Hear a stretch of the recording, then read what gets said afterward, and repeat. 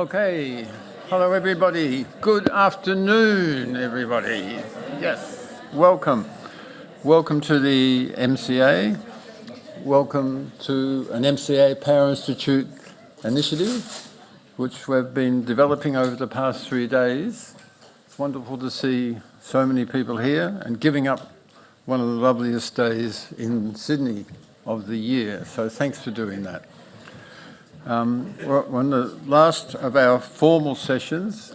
We'll also, after this session, have a break, and then all the speakers are going to come back and be able to chat with you about the ideas that are developed during the conference as a whole.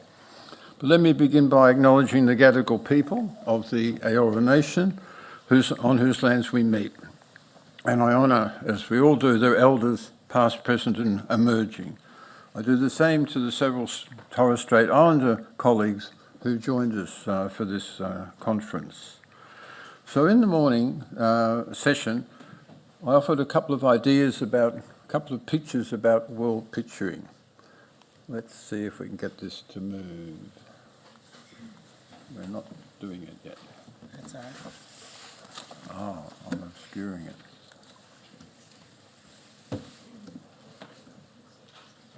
That's mine, isn't it? Yeah. Yes, that's yours. It's good now. Should work now. Should I work off this? Okay, I'll work off pressing this guy. Okay, this is our session. Okay. So in this morning, I offered a couple of ideas about world picturing. I'm sorry, this isn't going to work.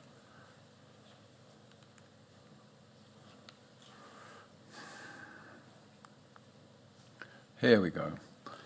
If you use your thumb, it's better than one side of your finger. It works out. Okay. We could think about world picturing, which we've been discussing all morning, as a practice of creating imaginative, insightful, accurate and usable understandings of past, present and future worlds, initiated in ancient times and ongoing to this day. World picturing, of course, also often generates unimaginative or obfuscating, misleading, but also often by those in power usable understandings of the world. World pictures, this is what they do. They condense complex phenomena into comprehensible configurations. They usually do it through language concepts, textual description or visual images. So it's not just visual, the picturing practices. The picturing occurs in projective planning of all kinds, managed environments, in computational processes, in artworks, and in soundscapes. So how then does picturing work? It does by concentrates on negotiating one's immediate and near environment, while maintaining an awareness of distant worlds and the sets of macro forces at work both overtly and covertly across time and space. So in actual human societies, world picturing usually operates frequently as a kind of cultural storytelling, as a mapping of hierarchies, as a display of power, and sometimes as a blueprint for revolution, however dispersed and slow-mo that might need to be. So I'll just share, as I did in the morning session, a few examples, in this case some other examples, of large-scale world picturing. For example, this diagram here was based on information given to a missionary in the Austral Islands, as you see there, in Paore, one of the islands. Basically a map of the creation of the universe. And what it does is show, and I have a pointer, I think. Let's see how the pointer's working. No. Okay, look down towards the bottom, the universe or the earth and its creatures forming themselves on the lower level, pieces of people growing, and then the creation of the animals and earth, fishes of the sea, the generation of human societies going up to the third level, birth, death, travel, and so on. And then a continuous building of generations of people via the three figures and then the generational growth, as you see above. So it's an image of the generation of human generation. It's also an image of the kind of the power systems and hierarchies that are involved.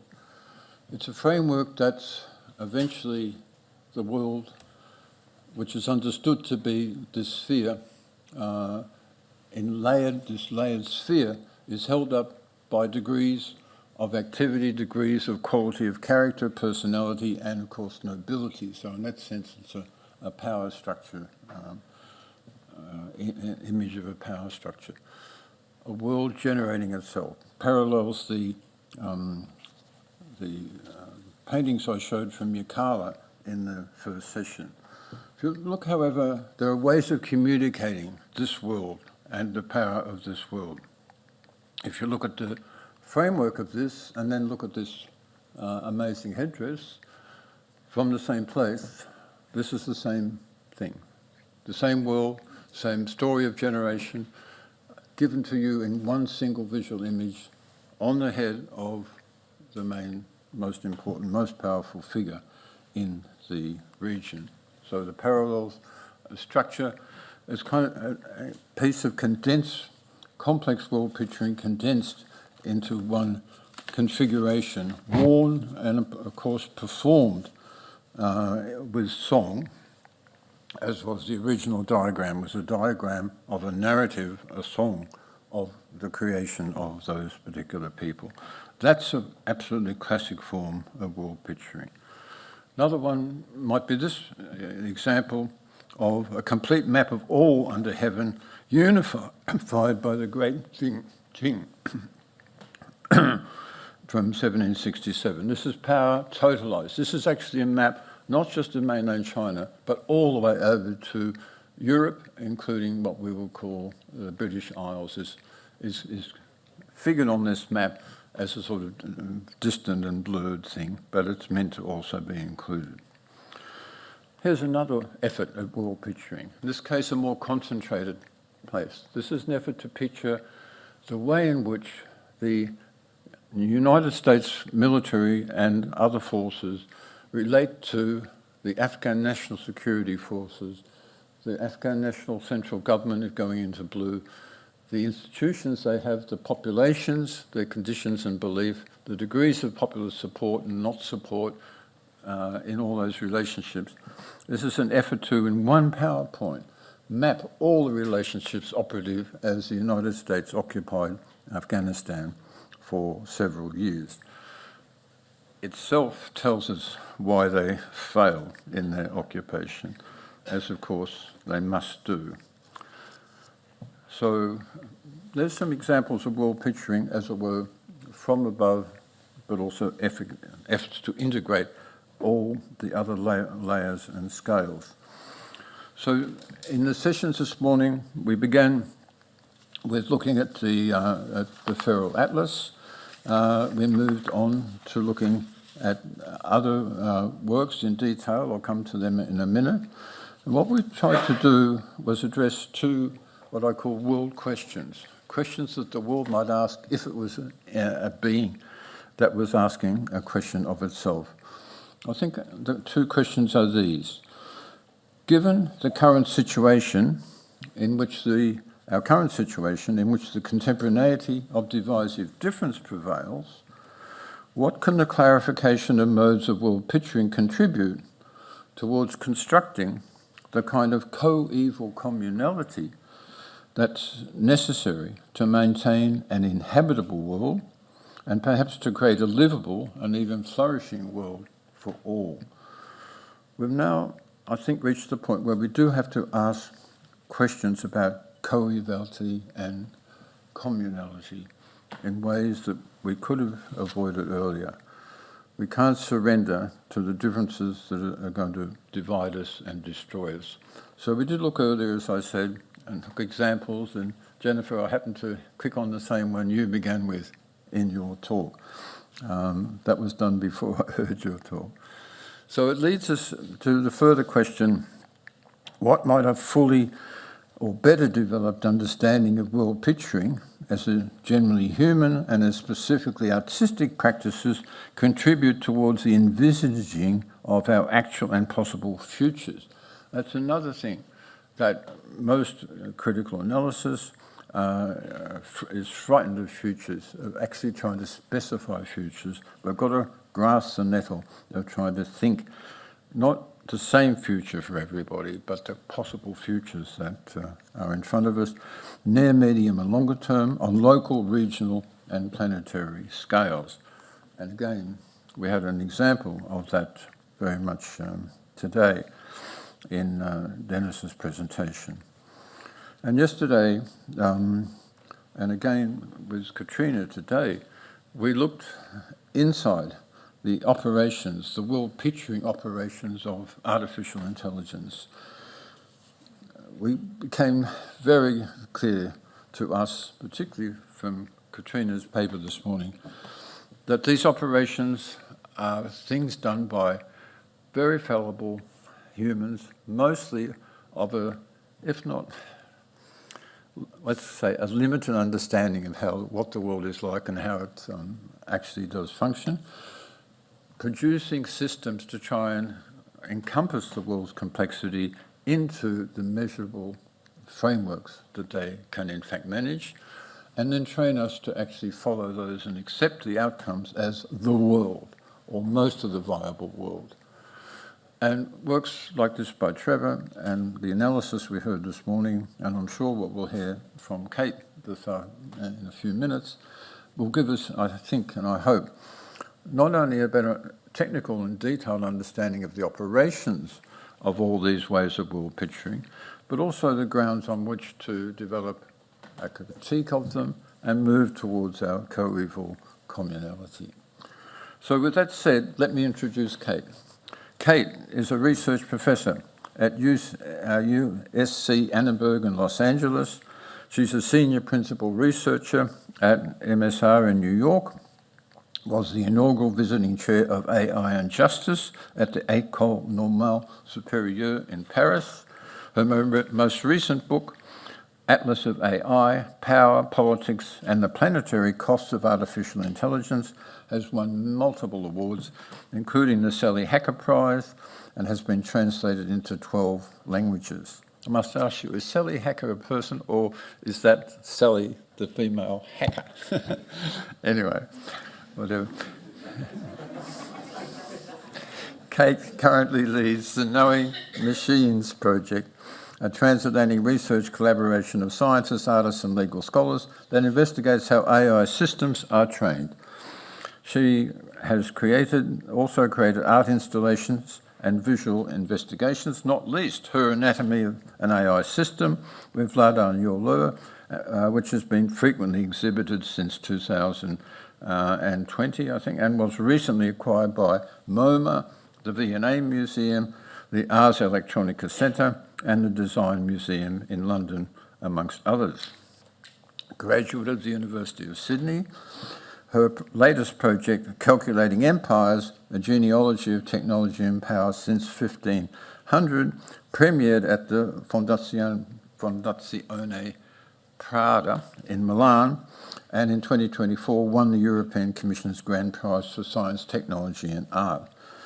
She is massively well qualified to speak to us, and in her paper today on material visions, will speak to us on AI as one of the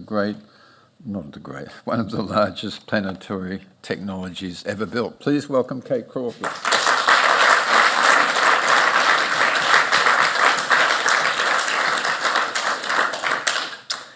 So hello, everybody. It's great to see you all here.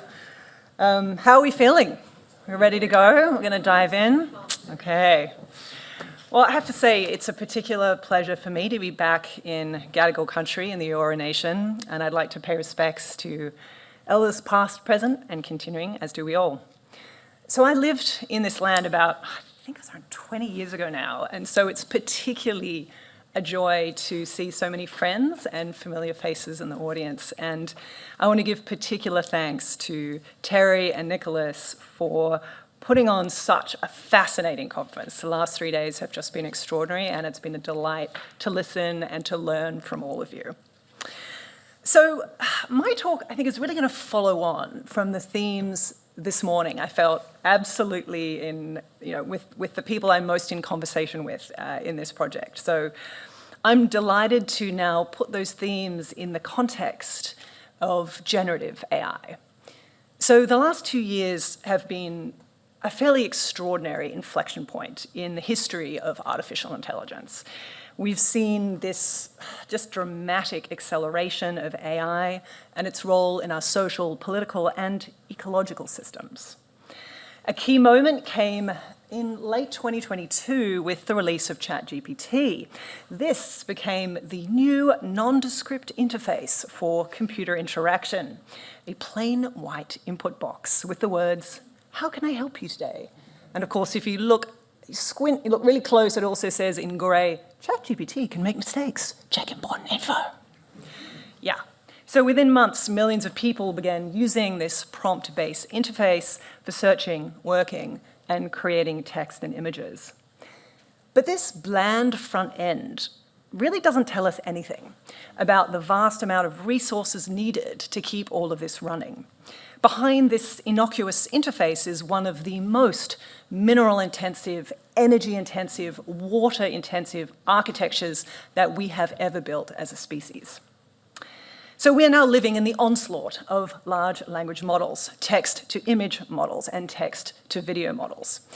Generative AI tools are now built into search engines, into our email, into our design programs as a pro forma, making unsolicited AI overviews and recommendations billions of times a day to billions of people. In this sense, we're entering a moment of compulsory artificial intelligence, non-consensual AI text suggestions and images infiltrating all of our actions on digital platforms. It is, if you will, flooding the zone with AI. And what kinds of recommendations are we getting? Well, really important ones like this. When you're making pizza, please be sure to add a fine layer of glue to prevent the cheese from sliding off. That, of course, is a notorious recommendation from Google's AI overviews, which indeed this journalist actually did and consumed the pizza. But in fact, there were many others made by Google Search. People have collected thousands of these recommendations, including to eat rocks, if you are pregnant, to be sure to smoke 2 to 3 cigarettes per day. And I think one of my favorites is this one, take a relaxing bath with a toaster. Thanks, Google. Yeah, I always thought there was a problem, but here it is. And of course, my new favorite cardio exercise, running with scissors. Google assures me that this is also really good for my paws and will give me strength. So, good to know. Thank you for that. Now, of course, this is widespread. It's not just Google's AI. Researchers have shown that LLMs, on average, hallucinate around 24% of the time, and this is currently an unsolved technical problem. So now our information ecosystems are being filled up with this kind of gunk, this AI pollution. It has become so much a part of using generative AI that it has now been given its own term. It is called AI slop. Slop is that shoddy, unpleasant, or unwanted AI content that is now flooding online space across social media, search results, and websites. Images that look both hyper-real and fake, AI-generated people that just came straight out of the uncanny valley, fake books on Amazon for 10 cents that look just like the ones you are looking for but aren't, and the AI-generated spam in Facebook that is suddenly everywhere. That is AI slop.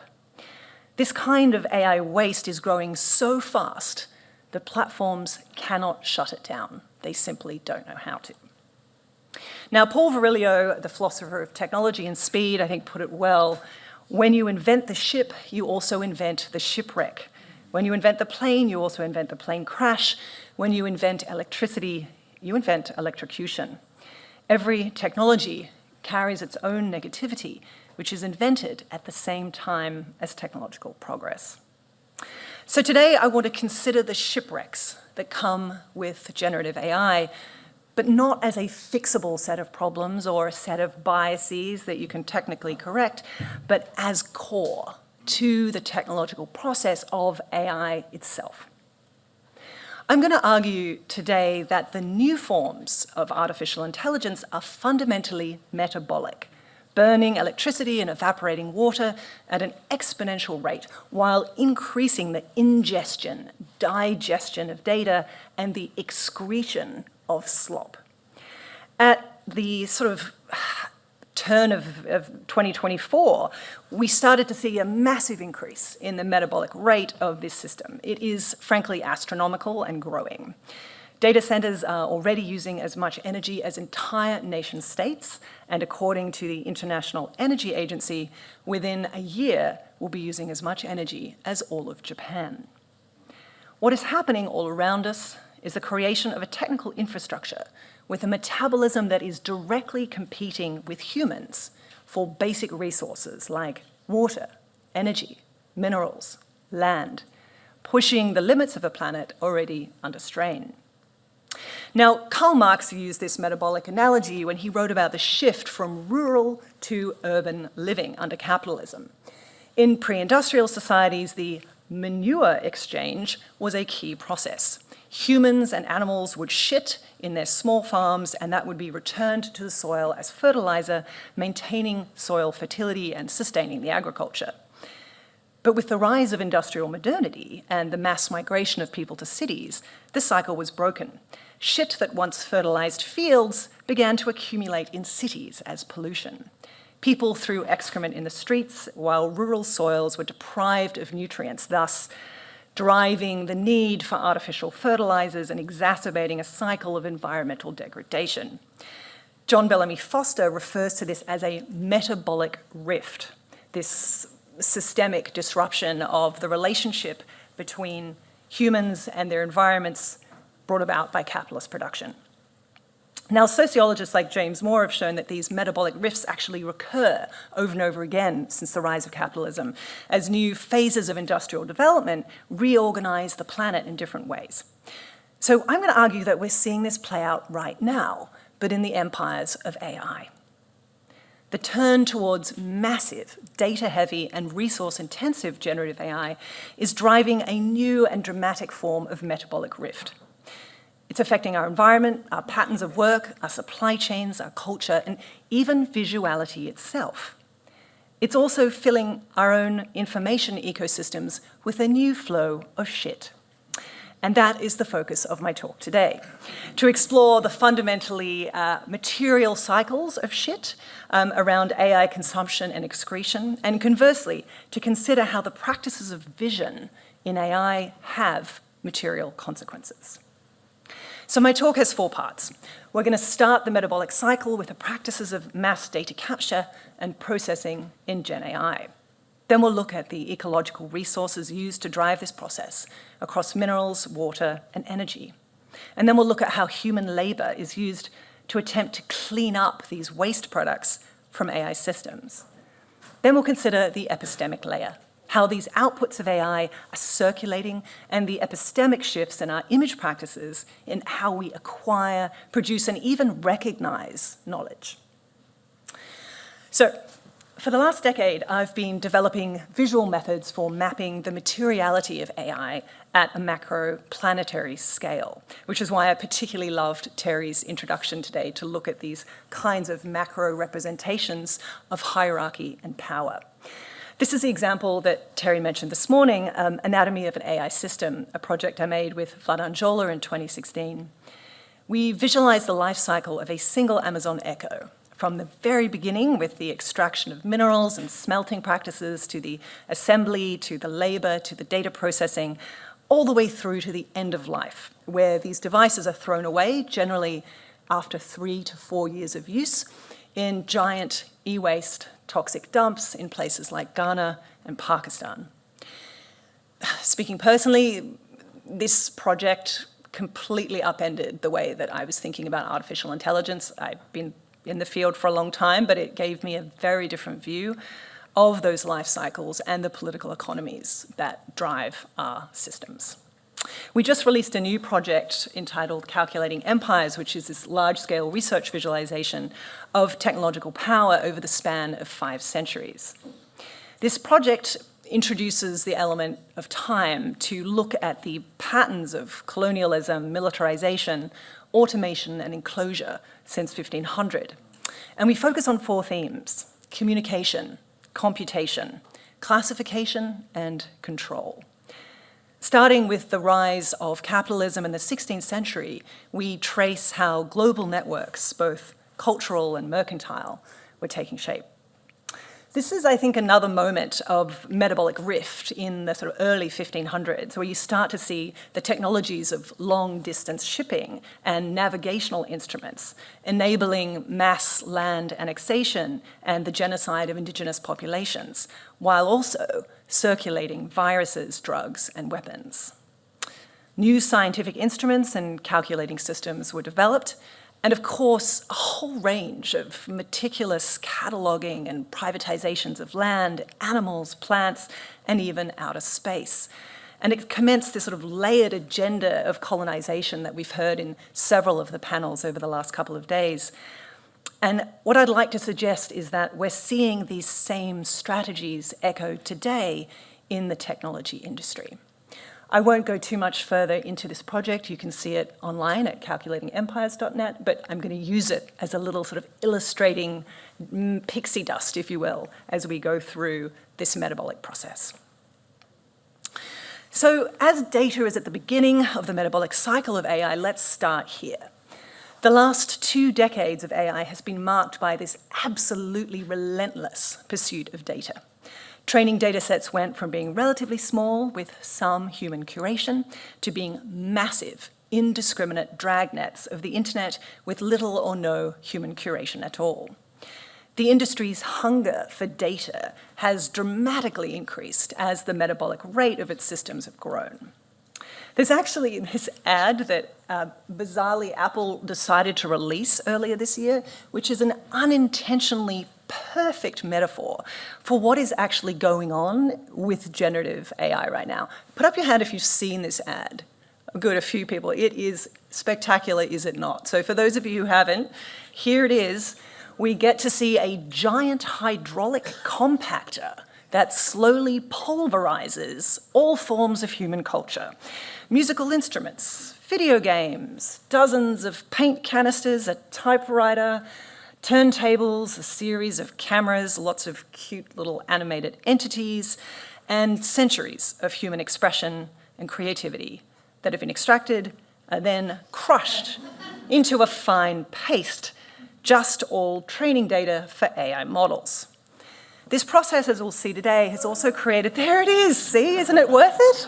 Aren't you glad we did that for you? Yes, you are. So I think this process is also creating a kind of visual compression, an aesthetic compression, a flattening, a kind of normalization of the visual of everything that humans have ever written, drawn, recorded, or photographed. Or, to put it in the words of the CEO of Stability AI, the makers of the text-to-image model Stable Diffusion, we took 100,000 gigabytes of images from the internet and compressed it to a 2 gigabyte file in order to recreate any of those images and iterations of the same. Okay, so that is the perfect description of the AI hydraulic maw. The mass harvesting of images, words, videos, all compressed into models to feed us back variations of the same. But to understand this current explosion of truly massive data sets and gargantuan AI models, we need to go back to where it all began. This is IBM's computational speech recognition lab in the early 1970s. At this point in AI, expert systems approaches were in fashion. That was the style of AI that basically tried to model human understanding, so mapping out actual linguistic principles to try and teach computers how language worked, so they would, quote unquote, understand the various kinds of data they were processing. That all changed in 1972 when Fred Jelinek was hired to lead a new group. he rejected this focus on human-centered meaning and expert knowledge. He decided all that we really needed was statistical methods to analyze how often words appear next to other words. But of course, making that approach work requires vast amounts of data. However, natural speech data was actually really hard to get in the early 70s, so they tried IBM technical manuals, hilariously did not sound like human speech, shouldn't be surprising to anyone. Children's novels and patents didn't work either. The only thing that worked was actually when IBM was hauled into court for a major antitrust lawsuit where 1,000 witnesses were called over 13 years, and that became their text corpus. That drove what we now know as large language models. This was their birth. So Robert Mercer, who was one of the founding figures in IBM's CSR lab, and you also may know him as the secretive billionaire who backed both Donald Trump and Cambridge Analytica, as he was working on this very early LLM technology, coined a phrase that would stay with the field. There is no data like more data. So this was the genesis of the statistical turn, and as the historian of technology Chao-Cheng Li has described, it was a move away from getting computers to understand us to getting them to just predict the next word in a sentence. So we are living the result of those decisions, a move towards systems that don't understand what is in an image or a sentence, but really just create them based on statistical probability that those things might go together. Now, that approach is absolutely dependent on just massive amounts of data, which is why we're seeing, honestly, just a complete frenzy and fight to try and acquire those data sources as quickly as possible. I'm going to give you another example of this shift in scale. So back in 2015, I began a series of studies of ImageNet, which you would have heard about this morning from Katrina's presentation and also from Trevor's a couple of days ago. Now, ImageNet was originally designed for computer vision and specifically object detection. And when it was published by Fei-Fei Li and her team in 2009, it was designed to map out the entire world of objects. And if that sounds like a very Enlightenment project, you'd be absolutely right. It has about 14 million images scraped from the web, which are then put into 20,000 noun categories. And of course, there are very specific image politics baked into this data set. In my study with Trevor Paglen, we studied the major categories of ImageNet to trace through these logics and assumptions. And frankly, very few engineers had even opened up this data set to even look at what was in it. So we conducted this very manual, kind of painstaking excavation of the layers and studying the individual images. And as we looked through the noun categories, we found very strong patterns. For example, the images under one of the most populated categories, gal, is, surprise, surprise, extremely sexualized with large amounts of pornography. And the images for CEO, another highly populated category, are mainly pictures of men in suits. So with these highly populated categories, you can already begin to see a kind of worldview emerging, which is then imported into AI models.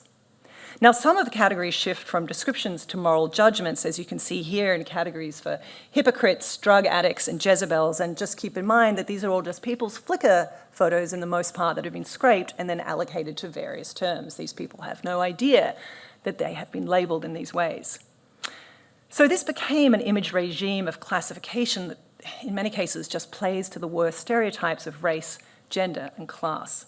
Now, Trevor mentioned this work earlier, so I won't belabor it, but I want to draw your attention to a specific feature of this image regime.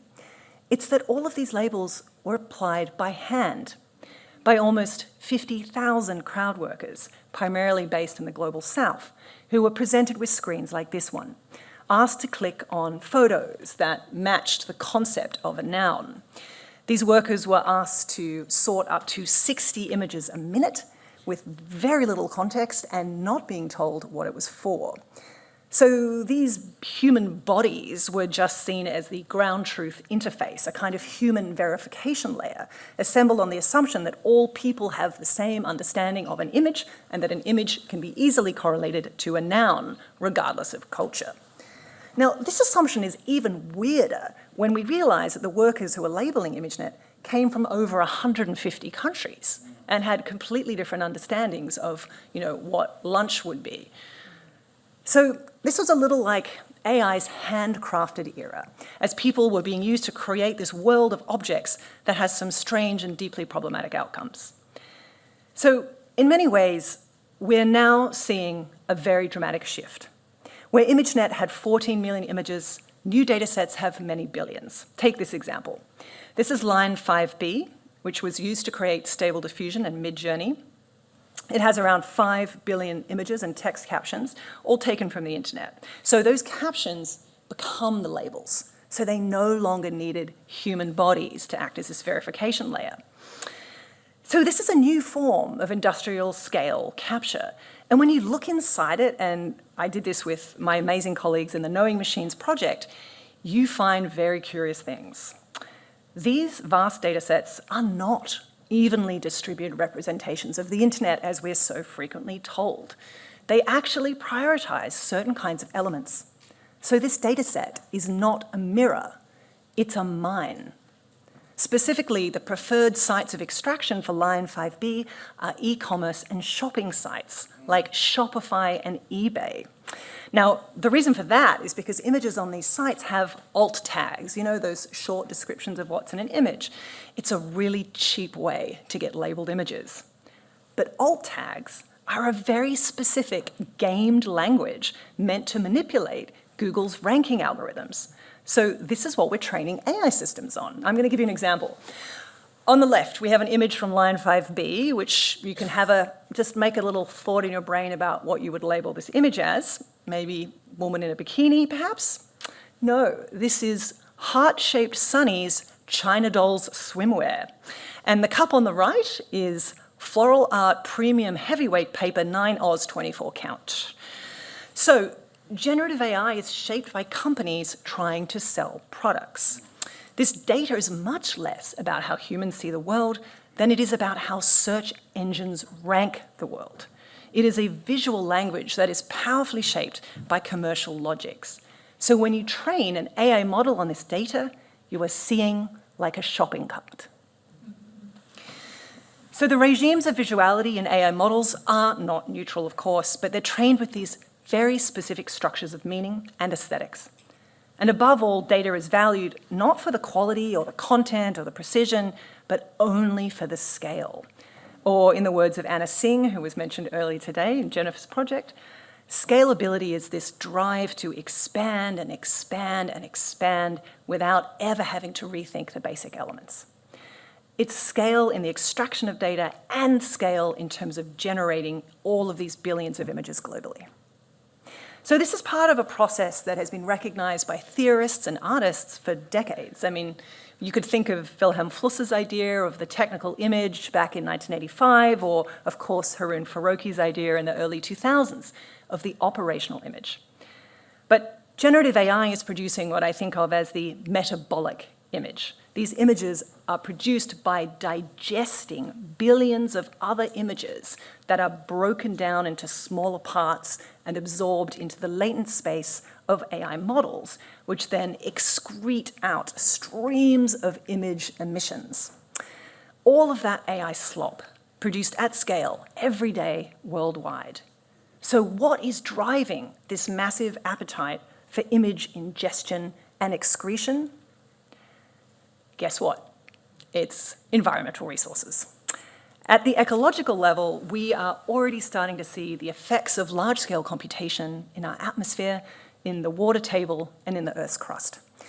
This is the Salar de Atacama, the largest salt flat in Chile, and I was visiting this mine in January this year with a group of activists who are protesting lithium extraction. This is actually the richest site of lithium in the world, and it right now is at the heart of an ongoing struggle for one reason: rechargeable batteries. Because lithium, of course, undergirds the internet and every device and platform in the world. Elon Musk in the New York Times last month called lithium the new oil, and we can see why. Because Tesla is the #1 battery consumer, estimated to use about half of the planet's total consumption of lithium. And we know that those sources are limited. In fact, a study by the University of Augsburg in Germany, it's quite an amazing study. They looked at if we actually start to recycle lithium, which is quite hard to do because it's very flammable, we might be able to get the current reserves to last until around 2100. If we don't, we could be looking at serious shortages by 2040. So that is why Musk is doing deals with far-right leaders in South America to shore up his access to these lithium reserves. And this is just one story of the global Cold War over minerals. There's a frenzy to get as much rare earth, cobalt, copper, and other elements from the Earth's crust to be turned into computing infrastructure. So from the perspective of deep time, we're extracting minerals that took billions of years to form the planet's entire geological history to serve a split second of technological convenience. But if minerals are the backbone of AI, energy is its lifeblood. This is what is driving the metabolic system of Gen AI. And as the data inputs go up and the models get bigger and the amount of compute skyrockets, so does the need for energy. In fact, it's gotten so extreme in 2024 that when Sam Altman addressed Davos this year, he finally admitted what several of us researchers have been saying for years, which is that generative AI is pushing the world towards an energy crisis. And he said, and I quote, "We're going to need a breakthrough if we're going to address it." Why is this? Well, it's because every generative AI query uses at least 15 times the energy of a traditional web search. Image queries use even more. Generating videos is much higher again. And this, of course, is all happening in many cases without us even asking for it. It's being generated in the programs that we're already firing up. So the demand for energy has already begun to outstrip the supply. And we're now starting to see brownouts, particularly in parts of Texas, and this is now being blamed on the combination, can you believe it, of both Bitcoin and generative AI. Yes, so what's the answer? Well, basically AI companies have now planned to install small nuclear reactors inside every AI data center. Yes, I'm not kidding. What could possibly go wrong? And of course, we don't even have a solution for the long-term containment of nuclear reactor waste, which has about a half-life of millions of years. And it's not just energy. Generative AI systems need enormous amounts of fresh water to cool those heat-producing GPUs. Now, this is Google's data center in the Dalles, Oregon. And after a lawsuit, it was revealed that this center, just this one, is using about a third of the district's total drinking water. And for those of you who've come from America, you know that this area of Oregon is already in a multi-year drought. So a paper by UC Riverside researchers has estimated that every exchange with ChatGPT, that's about, let's say, 20 queries back and forth, is about the equivalent of pouring a half-litre of water down the drain. And that's reflected in the environmental reports of Google and Microsoft, Both companies have reported massive spikes in their water use, and they've also both admitted that they're falling behind on their climate commitments to be carbon neutral by 2030. They both specifically name generative AI as the reason for that. So these are just some of the metabolic demands of these new systems. The result is that it is draining the planet of water, energy, and minerals at a superlinear rate. The philosophers Michael Hart and Antonio Negri described the information economy as being premised on this dual operation of abstraction and extraction. And in other words, we could think of tech industries as abstracting away these material conditions of production while extracting more resources and data from us all the time. But I want to add something to their equation, because I think what we're seeing in AI is a three-part process. It's abstraction, extraction, and distraction, because our attention is being constantly targeted, particularly by new AI models that are fine-tuned to track our interests and passions and pleasures, to feed us more of the things that will keep us glued to our screens in quick-fire succession, be it TikTok dances or Instagram memes, commonly watched in chunks of less than 10 seconds. And now, of course, we're seeing the release of a new AI model about every month or so. For example, this is the new text-to-video model Sora, which is using this pre-release hype marketing video of giant woolly mammoths for our amusement. I think it seems a little on the nose, don't you, to promote a high energy intensive AI system with megafauna that died out 4,000 years ago due to climate change? I don't know, seems a bit too accurate. But perhaps this irony was lost on the marketing department, who knows? So that brings us to the hidden labor economies behind AI. So I've mentioned in brief the crowd workers behind the ImageNet project. That was actually one of the first big projects ever to use Amazon's mTurk. But now workers are a really critical part of the metabolic system of AI. Because of course, these vast indiscriminate data sets are filled with so much flotsam and jetsam, so much shit, if you will, that effectively humans are being used as the endpoint to clean up the waste toxic outputs. This new labor underclass of crowd workers is, again, growing. We don't know the exact number, I'll tell you why, but a recent Google paper has estimated that it's millions of workers and climbing. But the latest genre of data labor is called reinforcement learning from human feedback, or RLHF. And RLHF workers basically go beyond the kind of annotations of data sets that I showed you earlier. They actually interact with the models after they've been produced to give feedback and to optimize the outputs. But being the human interface for that work can be extremely deadening, or worse, traumatizing. And specifically in the case of OpenAI, it was Kenyan workers who were paid less than $2 an hour to remove toxic results like graphic accounts of murder, abuse, suicide, and torture. This, in fact, has resulted in a lawsuit over the high levels of mental suffering that these workers have experienced.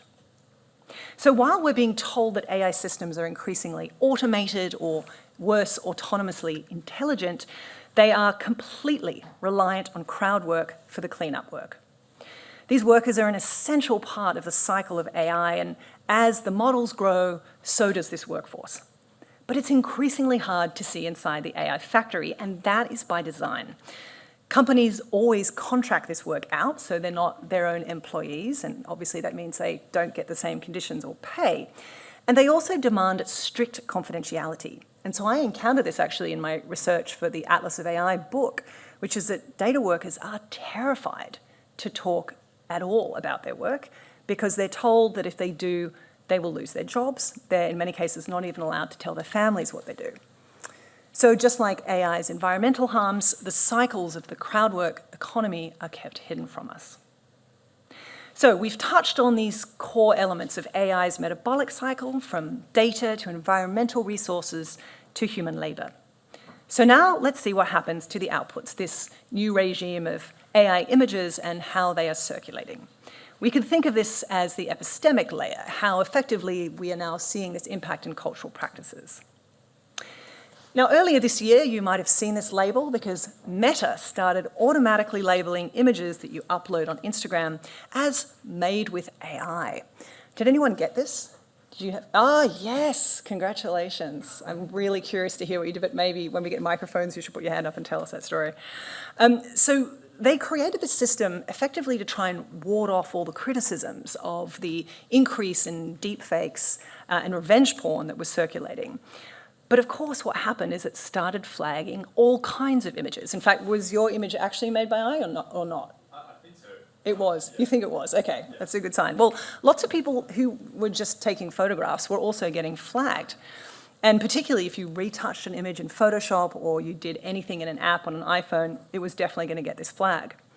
This elicited an uproar. It's one of the few times Meta has apologized this year. And of course, they changed the label to AI info, for handy hints. But I think this is pointing to a much deeper problem. How do you define what is an AI image? It's almost easier now to ask what images aren't made by AI. For example, every photograph that you take on an Apple iPhone is in fact many frames with different exposure levels that have been melded together as a composite. Each image is also broken apart semantically so that elements like a tree or the sky or a face are all treated differently. So it is as much an AI image as it is an image captured by light going through a lens. They are effectively machine learning mosaics, not photographs in any traditional sense. And this is a form of image making that is effectively post-optical. It's beyond photons and the transmission of light through glass towards statistical paradigms of image making. And as the artist Hito Steyerl has written, this is an era of mean images, statistical averages of massive collections of image history. And then these images are in turn harvested again and then put in more training data sets, which then turn into more AI models. So it's turtles all the way down. Now, visual studies, of course, have long argued that an image has never been a true representation of the real, but now they've become probabilistic results of a specific corporate-owned model of reality. Even images that aren't processed by AI, and here I'm thinking of, you know, when you see those images from old digicams that have a time and date stamp, or you see like an old Polaroid, they're starting to look to me like AI images. They have that kind of sense of, did someone produce this in that type of photographic aesthetic mode that has been completely adopted by AI. So in this way, we could think about AI imagery as unsettling what remains of the status of photography as a form. So what happens as more and more AI shit circulates online unimpeded? Well, over the last 5 years, we've already seen the first wave of deepfakes, and it's basically something we see all the time in social media. But in many ways, I think what's coming is going to be much more significant, and I'm going to suggest one way how. Because right now, the people building generative AI tools also control the platforms that distribute AI outputs. Let's look at someone like Elon Musk. So he's got X, but he also has Grok, and he's now building a big image-producing AI. Google has Gemini, as well as search. And before now, of course, the algorithmic promotion of fake news and misinformation, it was always a problem on social media. This isn't something that is fundamentally in any way new. But those platforms didn't actually own the tools that produce it. So the people who own the means of AI production also own the distribution pipelines, so they can profit from misinformation. I think this is why we saw Elon Musk just a couple of weeks ago circulate a deep fake of candidate Harris. And we can also notice that one of the first things he did when he bought Twitter was to fire the safety and misinformation teams, and of course the election integrity team were the next to go. So I think all of this is pretty horrifying in a year when half the world is having a national election. And the risk, I think, is not that people will believe that images are fake, it's that people will stop believing images that are true. That images, news, information itself can no longer be trusted, and it will always be greeted with suspicion. And we could think of this as a significant form of epistemic collapse. So today I've focused on generative AI as a metabolic technology and part of this much longer series of metabolic rifts over the centuries. But in order to understand what is happening in visual culture today at the level of aesthetics and circulation, I think we really need to look at these infrastructures to understand this vast material footprint, because it is part of that visual culture. You cannot just look at the front end or look at the output. You have to see the massive system behind it, because it changes fundamentally what is being produced and how we see the world. So these cycles of ingestion and digestion and excretion are, I think, the fundamental force in reshaping imagery today. And by tracing this industrial process, I think it leads us back to those histories of colonialism, automation, and enclosure that have played out for centuries and have been such an important theme in this conference, because we are seeing those histories play out once more. Now, of course, the last and latest concern that I'll share with you from the AI industry is that there simply isn't enough data to keep the engines of generative AI going at its current rate. So the industry has been experimenting with using synthetic outputs as training data. That's AI-produced data. The problem, of course, is that this also produces really weird things, a kind of derangement in the AI process, a degeneration of the performance of a model, which is referred to as model collapse. So if you want an image of the near future of generative AI, imagine a model ingesting its own outputs as inputs, a serpent infinitely eating its own shit, producing increasingly recursive and disorienting imagery. So when you next come face to face with the blank and innocuous interface of generative AI, consider the vast planetary machine that is growing behind it. In the words of the historian Ferdinand Braudel, if one wants to change the world, one has to first determine the hierarchy of forces, currents, and movements of the past, and then put them together in the form of an overall constellation. That process of tracing those practices and histories and politics and particularly political economies of AI is a necessary step if we are going to confront the realities of the current technological empires and their voracious appetites. Thanks.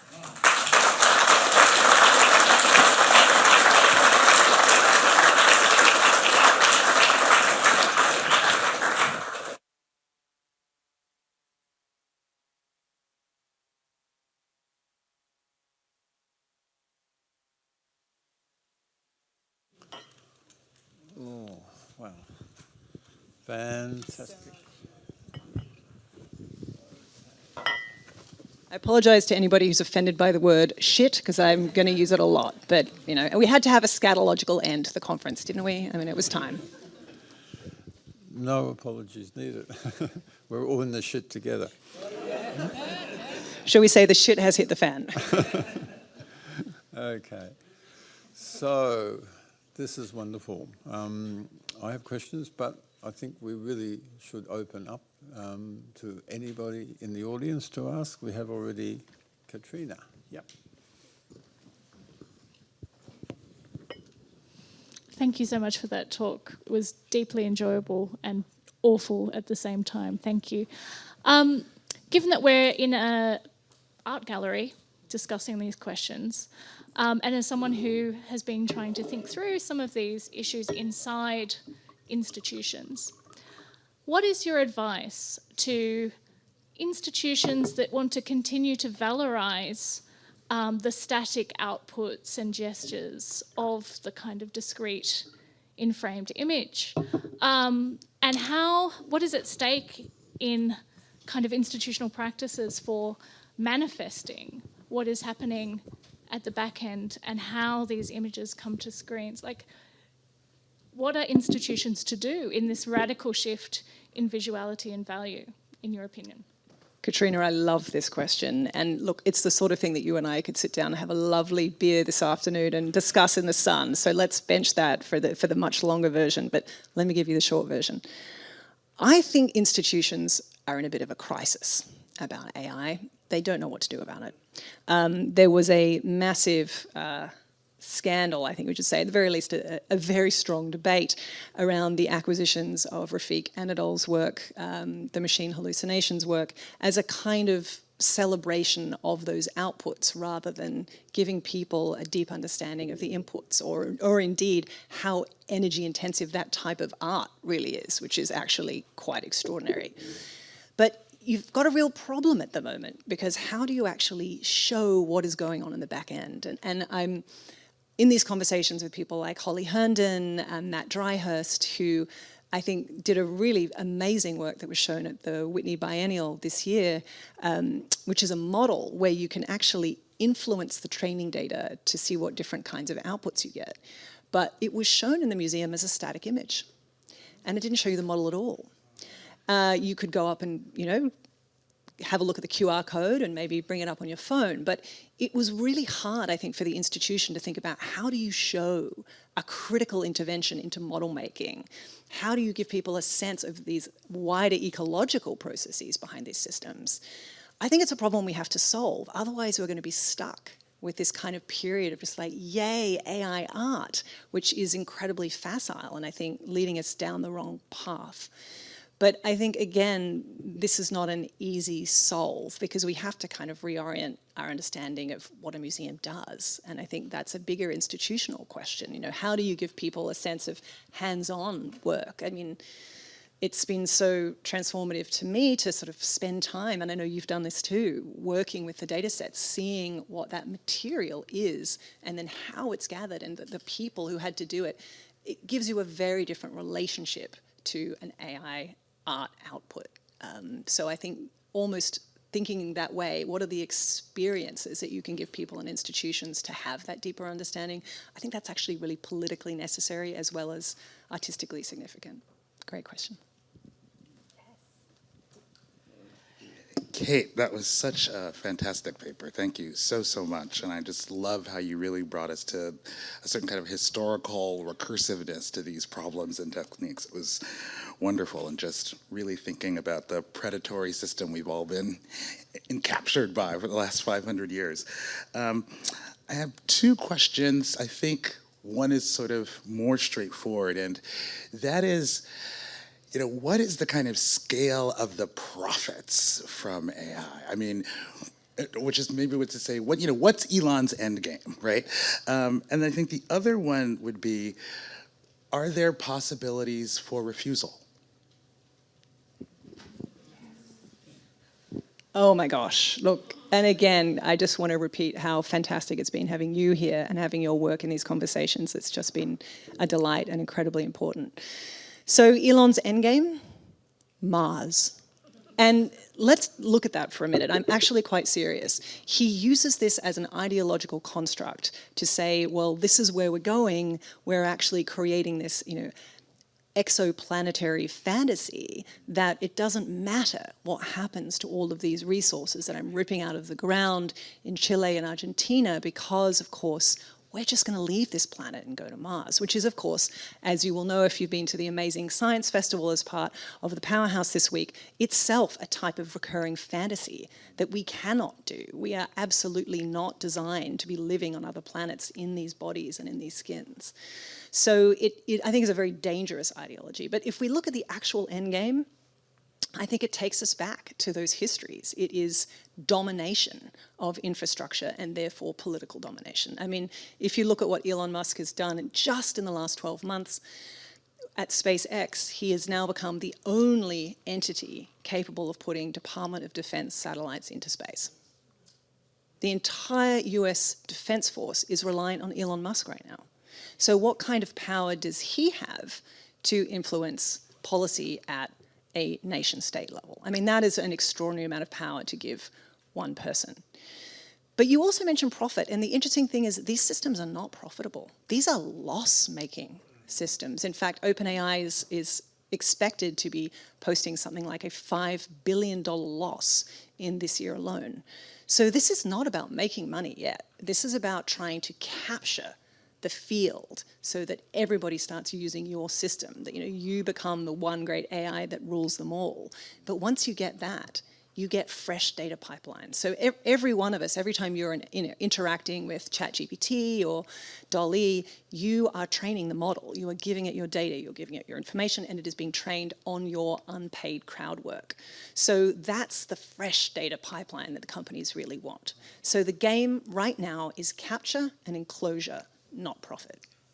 Your second question is my favorite, and I'm hallelujah that you're asking this.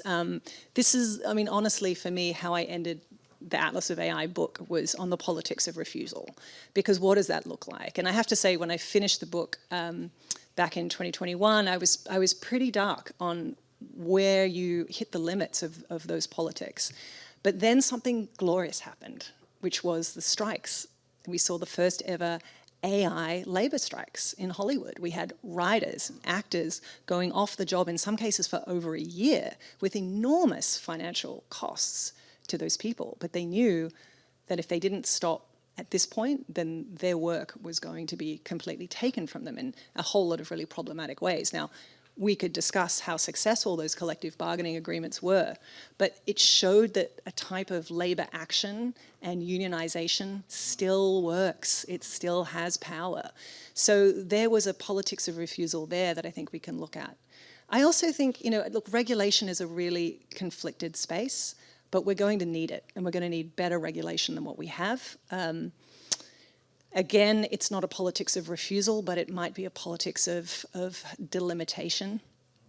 And for me, part of it is really this question of where do we use AI and where should it never be used? How do we think about the spaces where, just because it's a hammer, it doesn't mean everything is a nail. And that really means starting to say, I refuse AI in this space. We don't need it here. It is not necessary. I've been talking to a few museum leaders and curators over the last couple of days who are in their own way performing these kinds of politics of refusal by saying, you know, for this project it doesn't need to be AI, or for this, you know, we don't need to try and attract funding by saying, oh, it's a giant, you know, AI backend that we're using, you know, for our archive, but actually thinking in a much more targeted way about what they actually need to do. These are very small instances, but I hope it's some kinds of refusal that we can work with.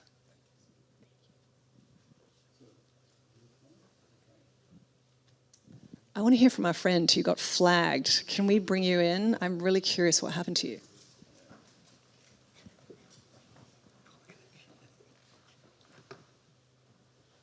Thank you. I wish I could say that it was like an actual image that got flagged as AI. They kind of got me fair and square. I found like an illustration online, and I passed it through and told it to like recreate it, and then I posted it. And then it was like, yeah, this is AI. So. Interesting. And then what did you do in response? Did you just keep it there with the flag, or did you take it down? Yeah, I took it down. Interesting. But it didn't force you to take it down, did it? No, they just are like, this is AI, it's whatever, and people can make their own mind up, but yeah. Exactly. And what was your experience of that process? I don't know, I was just kind of curious. Like, when the image moderation capabilities came out, I was like, this is cool to see. Like in Facebook Messenger as well, you can send messages back and forth, like with Ashton. But yeah, like I tried to get a picture of like someone fighting intelligent machines to see if it could kind of do itself in. Yeah. Fantastic, thank you. So, Kate, I have. Is there a question there? Oh, they're passing. So, I could, if I just while people are thinking. Did we just let her finish the question? Absolutely, yeah. Go for it. Go ahead. Hi, I have two. One is, you know how you said AI will take images and create them and recreate them. Could AI end up eating itself and then therefore just disappear given all the energy, etc., that it's using? And the second one is, are there, like, I'm not from this space, but are there people already fighting in this area, like a social justice issue-wise? Yes, I love that image of AI just eating itself out of existence and just up in a puff of smoke. But unfortunately, I think there's far too much capital behind this process to let it die out, even when it is in many ways showing real limitations. I mean, we're really hitting the ceiling on this style of LLM production. In fact, people are saying that there's been a vibe shift, and now investors think that generative AI has been maybe a big mistake and it's been massively overinvested in. And that's been really fascinating to see play out. You know, when Goldman Sachs says, you know, don't put money into AI, that's interesting, right? So you're starting to see the kind of top end of the sort of financial industry really start to question the efficacy of these systems. I think that's the only way that this is going to disappear, is going to be when you extract the capital from it. But again, to tell you the things that I've been tracking that worry me most is the creation of the first hyperscale AI supercomputer at the cost of $100 billion. Which is being put up by Microsoft in the next year. Google then immediately said it was going to do the same thing, so did Meta. So we're starting to look at, you know, $300 billion in a year. I mean, this is just phenomenal amounts of money. And so often with that type of overcapitalization, I think there is an incentive to keep something going, even if it's costing you money and it's, you know, actually effectively scorching the sky. So to take to your second question, absolutely. So there's actually a lot of movement of resistance that we're starting to see, and some of those are in academia. There have been, you know, several research institutes that I and others have created to bring together people from really different worlds, from activism, from legal policy, from academia, to start to have these conversations. There are also, I'm thinking of people like Joy Buolamwini, who created the Algorithmic Justice League, which is, you know, very much oriented on pulling back and, you know, hopefully creating a ban of facial recognition in the United States. And, you know, you're just starting to see this happen also in civil society. You know, there are a lot of concerned programs about AI and social justice. How effective this is all going to be in light of that massive industrial overcapitalization is the thing that keeps me up at night. It's like, what is the sort of force that would actually start to shift this? What type of collective action would be needed. And honestly, we talked a little bit about strikes, but we're also seeing lawsuits. There are now, I think, over 35 lawsuits against AI companies for the extraction of data without consent from artists and from authors and from filmmakers. I don't know that many of those will succeed, but we're going to see something change. There's an enormous amount of pressure right now on the US Copyright Office and on the EU Copyright Office to rethink the concept of fair use, which is what allows these companies to take all of this data without any compensation or credit. So I think we might be looking at actually one of the most profound shifts in intellectual property law sometime in the next couple of years, because right now we're living in the biggest post-copyright experiment ever. Like billions of images. If you produce anything in any of these engines, it is not covered by copyright. So anyone can use it, and that's actually kind of exciting. It's kind of interesting to see this moment that is operating entirely outside of existing intellectual property regimes. But it's unlikely that it will last, because that's a pretty radical thing. So that's all right. I hope that begins to answer some of your questions. Cheers. Nick, do you have a question? I do. Thank you so much. It's hard to resist a what is to be done question. But I wanted to ask, given your knowledge and research into the longer history of science and technology and politics, whether you've encountered precedents that offer help in navigating what is to be done. There's certain characteristics of the public discourse around AI that are familiar regarding labour and the kind of disenfranchisement of the human and so forth. In particular, are there areas of research that you have come across in your work that, particularly in the field of history, that merit further probing? Oh, thank you, Nicholas. I mean, I have to say, and this is just a personal aside, doing a project which was based in 500 years of history over 4 years of intensive work for me at the same time as the rise of generative AI was actually an incredible escape, because it would allow me to be like, yes, okay, a new model has been released, but what was going on in 1750? Yeah, let's look into that. So it was a really lovely way of rewiring my brain to not necessarily look for quote unquote sort of responses or solutions that are in the contemporary, but actually to look further back. There are obvious ones that we all know. The fact that the Luddites have been, I think, in many ways misunderstood in terms of what was effectively a labour rights movement. But there are also lots of other little stories that kept coming up in our research. And one that I thought was particularly interesting is, of course, what happened with the emergence of the player piano in the 1890s, because this was the first form of automated creative output. You could have these player pianos, sitting in a pub or in a town square, and you didn't have to pay an artist anything. You could just get a piano roll, stick it in, and Bob's your uncle. And of course, the real problem about this was that artists were furious, and you had people like John Philip Sousa basically writing these extraordinary rants in newspapers saying, "This is the death of creative production. This is an outrage." And in fact, it went all the way up to the Supreme Court that found that actually, no, this is a sufficient novel transformation that it constitutes a fair use of all forms of musical production. And this, again, started to create public uproar. So this is an example of where public uproar actually worked. People saw it as a deep injustice.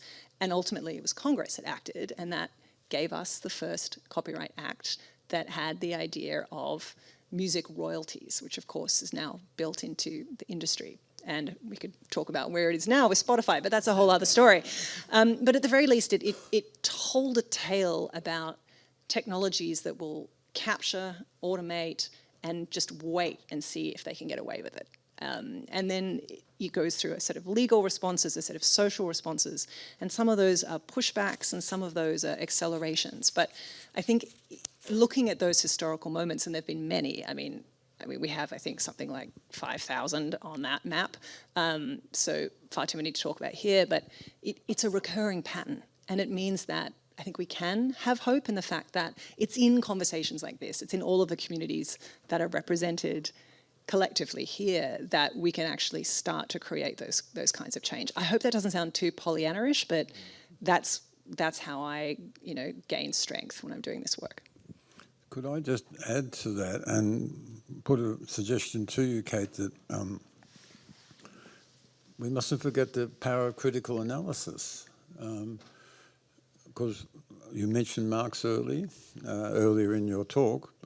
One thing that kept recurring to me, particularly as you spoke about the way in which all of these machineries or processes are oriented towards, like, shopping channel, or in other words, there's a massive commodification of information and access to information and understanding information going on. And of course, the first chapter of Capital is devoted to a distinction between use value and exchange value, the use value being the embodied work of the producer of an object or something for use, and the exchange value being the what you can get when it's sold. And his metaphor for what happens is that what gets created when the focus is on exchange is that you get this situation of what he talks, commodities talking to themselves, as if he said they're dancing like wild Turkish dancers. He used the metaphor of something, the strange, wildest thing you could think of, talking to each other, these commodities somehow talking to each other. So what I think you've mapped out, and I think in the papers this morning we heard something similar, a description of these processes. The striking thing, though, that critical analysis makes clear is just how vacuous and relatively small-minded and narrow and such small concentrations of tiny values are being worked here. And it goes back to the question raised up there, will this system destroy itself? Well, one way I think it will may destroy itself is by its own internal inadequacy, its own internal shrunk valueness, the lack of value that's operating here. So I think there's maybe something, you have a thought about that idea. Oh, I love that, and if we can excuse Marx's slight Orientalism there, I think it's actually a really important image, this idea of a system that's just effectively entertaining itself and dancing out of control, because we are, I think, really on the precipice of a reckoning when it comes to generative AI in particular. The hallucination problem it runs really deep. And it's something that I've been tracking. Every research paper is trying something else to try and fix it, and it's just not a fixable problem in terms of how these systems are trained. So it, to me, is going to be potentially one of those moments of puncture, where something that has been given so much hype and so much money simply isn't performing as delivered. And it's almost this Promethean moment, right, where we're going to sort of have this realization probably quite soon, in terms of the fact that we've really been, forced to use what are effectively a set of slot machines, and you're basically pulling the lever, and you're getting, oh, did that give? Oh, no, that's not what I want. Pull it again. Get another image. Get another bit of text. Oh, that's not good. Do it again. As you were doing, trying to get images of people fighting back intelligent machines. You probably had to try a few times till you got the image that you wanted, right? And that idea of it's such a blunt instrument, but also you're doing this very weird cross-pollination of language to image, for example, in text-to-image generators. It's like, let me describe the thing that I want for you without having any fine-grained image-based controls. It's a very weird combination of elements. And in many ways, it was a kludge. I mean, if you think about what happened inside OpenAI, they were creating a large language model, and it really wasn't. It was kind of a lark. It was an experiment to put a chat interface on the front of it. And suddenly people were like, oh, this is fantastic. I have a chat interface. And it took off, and they didn't even have the server space to run it. They were like, this was well beyond what they could even serve and deal with. But I think for me, this is the really interesting thing. And in fact, it is a story that takes us back to the first ever chatbot. Of course, Eliza, Joseph Weizenbaum created this at MIT in 1964. And Eliza was premised on being a Rogerian psychotherapist. You know, you'd be like, you know, I'm having a bad day. You'd be like, why are you having a bad day, Terry? Tell me more about that. And people absolutely loved it. And, you know, Weizenbaum's own secretary would be like, please leave the room. I'm talking to Eliza. You know, this is very personal. So we do that work. We are the ones who are effectively creating that sense of intimacy, connection, and aliveness that is ascribed to these systems. This idea of intelligence is really something that we are generating. And so I think in that sense, the question is, how long does that spell last? How long are we going to be prepared to keep pulling the lever or keep assuming that the system can actually do what I want it to do? And if we believe Weizenbaum, that's an infinite process. It was like, you know, people will always fall for this magic trick of the computer that seems to know what you want. Disappointing to hear. Both artificial and intelligent are Why do you feel that way, misnames. Terry? Well, Roger, thanks. Sorry, go ahead. Thanks so much, Kate. It was really fantastic to see the presentation. I'm curious about whether you've done much research into large language models that are not based on English. So what's being developed in China, for instance? Yeah, well, there's actually a lot going on in China right now. A lot of the work on LLMs in China was late to the party. They, looking at the big labs, didn't see LLMs as being actually particularly useful, and they might have had a point. But now, of course, we're seeing, you know, very big models come out of Alibaba and other places.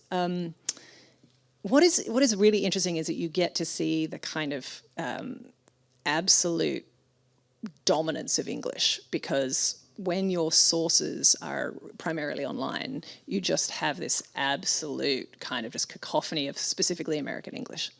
And of course, what all of the tech companies are also trying to do, regardless of location, is try to capture what they call the minor languages, which is unbelievably problematic in its own way, but as a way to try and sort of, again, be the universal language generator.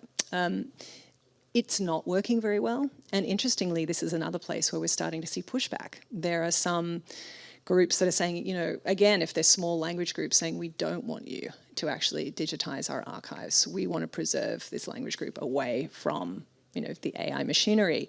It's only happened in a couple of instances, but it's actually really interesting. Like, what would it be to keep, you know, a historical or a small language group away from AI for political reasons as much as anything else? So, I mean, it's not a technically hard problem. It's really just going to be a question of, can you get enough data? And China absolutely has that. So I don't think there's any question that you're going to have LLMs that are just as powerful in Spanish, Chinese, and in English, probably in German and French. I mean, we're starting to see the French engines come out, but there's going to be a whole lot of languages that are just simply not well served at all.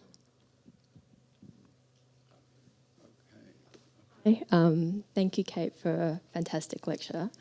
I was really interested in your introduction of distraction into your model.